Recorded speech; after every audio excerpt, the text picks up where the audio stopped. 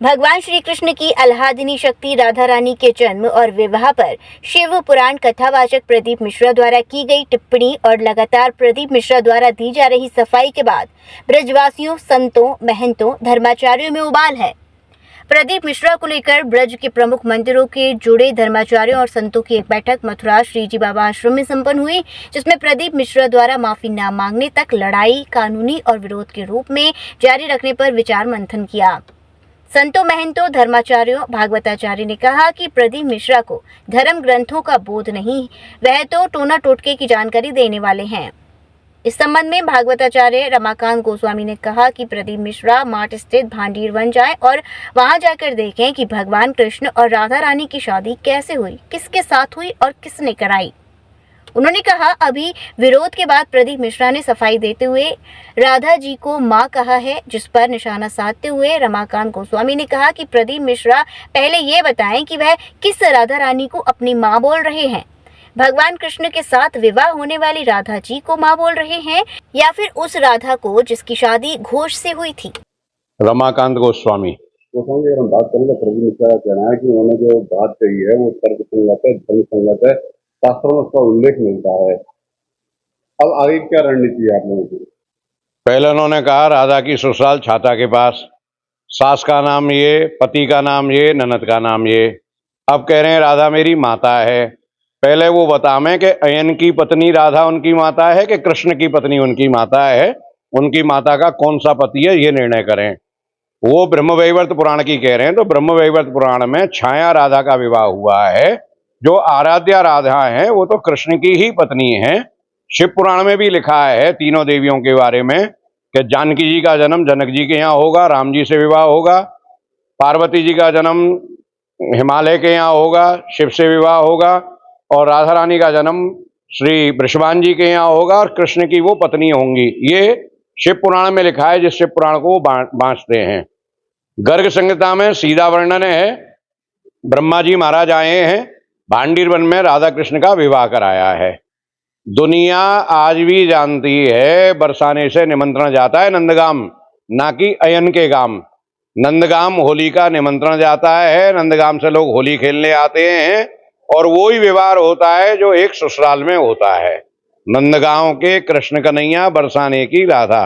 आज विरज में होरी रे रसिया, नंदगाम के कृष्ण कन्हैया, बरसाने की राधा, गोरी रे रसिया। यदि रिश्ता है तो राधा कृष्ण का है, वो अयन वाला रिश्ता हमें स्वीकार नहीं है। किसी भी तरह से वो शास्त्रार्थ कर लें, कोई सा भी ग्रंथ ले आए, हम उनके सामने जमने के लिए तैयार हैं। श्री राधा रानी कृष्ण की आराध्या हैं। जैसे टॉर्च और सेल और टॉर्च अलग अलग कर दिए जाएं तो दोनों का कोई उपयोग नहीं है, लेकिन जो सेल है वो है राधा रानी और टॉर्च है हमारा कन्हैया। ये दोनों ही हमेशा एक हैं। प्रदीप मिश्रा निर्णय करें कि किसको मां मान रहे हैं, अयन की पत्नी को कि कृष्ण की पत्नी को। तो बात करें तो धर्मशास्त्र ग्रंथों के मुताबिक अगर राधा कृष्ण का विवाह हुआ है तो कहाँ हुआ है, कैसे हुआ है, उसके बारे में थोड़ा बताएं। जी, भांडीर बने हैं, हमारे वृंदावन से 8 किलोमीटर दूर है। वहां पर नंद बाबा एक दिन कृष्ण कन्हैया को लेकर के पधारे। बहुत तेज आंधी चली, श्री किशोरी जी प्रकट हुई और तभी ठाकुर जी ने किशोर रूप धारण किया। श्री ब्रह्मा जी प्रकट हुए और ब्रह्मा जी ने राधा कृष्ण का विवाह कराया। श्री नारद जी इसके साक्षी बने, जिन्होंने गठजोड़ा का काम किया। और जब विवाह कराया तब श्री राधा कृष्ण दोनों ने कहा, ब्रह्मा जी आपको विवाह पढ़ाने की हम क्या दक्षिणा दें? तो ब्रह्मा जी ने कहा, जन्म जन्म मेरी रति मति गति श्री राधा कृष्ण के चरणों में लगी रहे, आपकी भक्ति ही मुझे दक्षिणा के रूप में चाहिए। भांडीर वन में आज भी 4 मंदिर हैं जहां राधा रानी की मांग भर रहे हैं कृष्ण कन्हैया। फेरा पढ़ रहे हैं, पेड़ के नीचे वो बेदी बनी हुई है जहां दोनों ने फेरा लिए थे। असंख्य लोग आकर के दर्शन कर रहे हैं। ये असंख्य लोगों को पागल बना रहे हैं, सबको आहत कर रहे हैं। इनकी बोलने से बहुत लोगों को कष्ट हुआ है, इनको क्षमा तो मांगनी पड़ेगी। मेरा नाम पूर्ण प्रकाश कौशिक है। हम उनका विरोध कर रहे हैं क्योंकि राधा रानी के लिए उन्होंने अशास्त्रीय वाणी का प्रयोग किया है। दूसरी बात आप कह रहे हैं, वो कह रहे हैं हम शास्त्रीय वाणी का प्रयोग करें, तो आपके संज्ञान में मैं लाना चाहता हूँ, शास्त्रों का उन्हें अध्ययन ही नहीं है। जो स्वयं वो शिव पुराण की कथा करते हैं उसमें भी शिव पुराण को रख करके नहीं करते हैं। एक संक्षिप्त जो टिप्पणी के रूप में होती है पुस्तक, उसको पढ़ करके, जो कि हिंदी में प्योर है, उसको पढ़ करके वो शिव पुराण की कथा करते हैं। उसमें भी दूसरी बात, शिव पुराण के मंच पर बैठ करके, पीठ पर बैठ करके शिव पुराण की कथा नहीं कहते, केवल टोटकेबाजी बताते हैं। कहने का तात्पर्य, जो प्रदीप मिश्रा जो है नहीं, वो स्वयं को दिखाना चाहते हैं तो मूर्ख, लेकिन अपने आप को विद्वान दिखाना चाहते हैं और अपने मंच से अपने मनमुखी बोल रहे हैं। अगर आपको विद्वता अपनी शिष्ट करनी है सिद्ध, तो विद्वानों की गोष्ठी बुलाओ, उसमें शास्त्रार्थ के द्वारा अपने आप को श्रेष्ठ करो। देखिए, उन्होंने जो भी बात कही है वो अनर्गल है, और जहां वो शास्त्रों की जो पुष्टि कर रहे हैं, वहां पर वो हिंदी की जो है सिर्फ महापुराण रखकर उसकी पुष्टि कर रहे हैं। वो संस्कृत की सिर्फ महापुराण से कथा करते नहीं हैं। इसके अलावा उनका जो बार बार जो बयान बदल रहे हैं, और इसके अलावा वो अब ब्रजवासियों पे भी आ गए हैं कि जो ब्रजवासियों का विरोध कर रहे हैं, जो भी कल ब्रजमंडल के इतने लोगों ने विरोध किया है, ब्रजमंडल के जो सेवायत हैं विभिन्न मंदिरों के, उन्होंने विरोध किया है, भागवताचार्यों ने विरोध किया है, पांडित्य कर्मकार वालों ने विरोध किया है, उनको देन का सो बता रहे हैं। अब वो राजधानी का ब्रजवासियों के ऊपर आ गए हैं। तो ऐसे जो कपटी स्वभाव के जो प्रदीप मिश्रा हैं, उनको सबसे पहले हम तो ये कहेंगे, राजधानी के चरणों में आए और माफी मांगे। तो माफी नहीं मांगेगा, उसका विरोध किया जाएगा और बहुत जोरदार विरोध किया जाएगा। जहां तक भी होगा उसका विरोध अनिवार्य रूप से किया जाएगा, और अगर संभव हुआ तो जो कर सकेंगे ब्रजवासी वो उसके लिए करेंगे। आचार्य लालजी भाई शास्त्री, श्रीमद् भागवत प्रवक्ता, अखिल भारतीय तीर्थपुरोहित महासंघ का ब्रज प्रांतीय अध्यक्ष।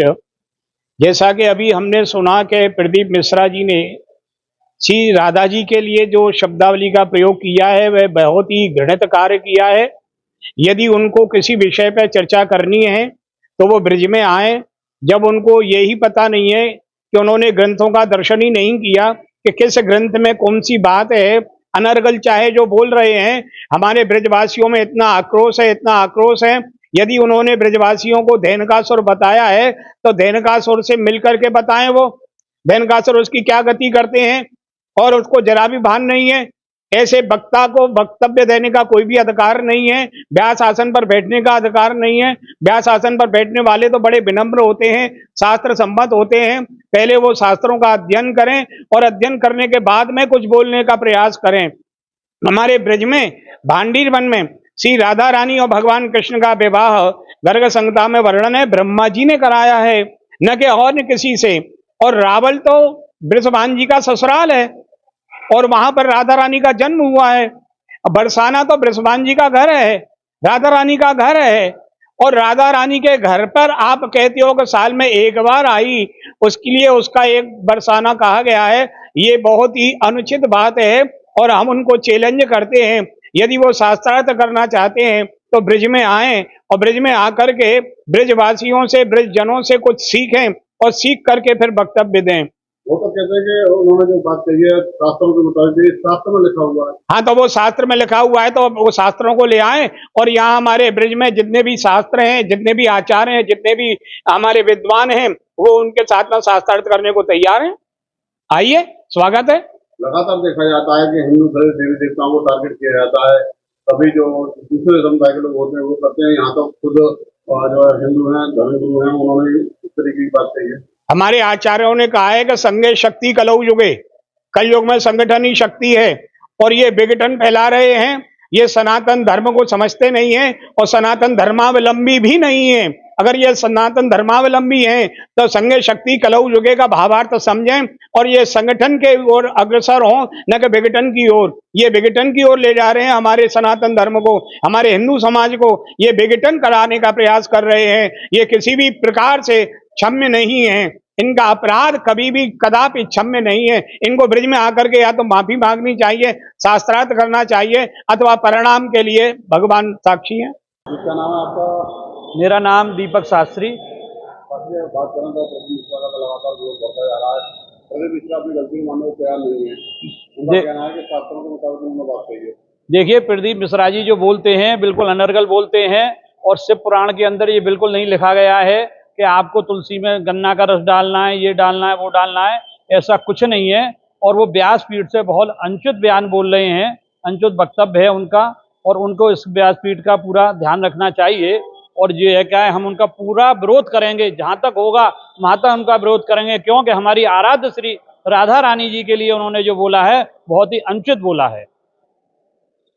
आपके शास्त्र क्या कहते हैं? उनके शास्त्र तो कह रहे हैं कि ब्याह हुआ। देखिए, उनके शास्त्र जो कह रहे हैं वो गलत कह रहे हैं। हमारे शास्त्र जो बोलते हैं वो सब गर्ग संहिता वगैरह में लिखा हुआ है कि रावल में उनका जन्म हुआ और बरसाने में जो है का वो हुआ और भांडीर वन में उनका विवाह हुआ। उसके विवाह के जो आचार्य थे वो जो है हमारे ब्रह्मा जी थे और उनके जो साथ में जो है नारद जी थे, सब साक्षी रहे हैं। जो भी वो बयान दे रहे हैं वो बहुत गलत दे रहे हैं और हम उसका पुरजोर जो है क्या विरोध करेंगे। जहाँ होगा उसका हम बहुत ही वो करेंगे। Ranked among top 15 universities and endowed with the state-of-art infrastructure, Sanskriti focuses on innovation, research, skill and holistic development of students. No wonder Sanskriti has 91% placement record. Sanskriti University for excellence in life.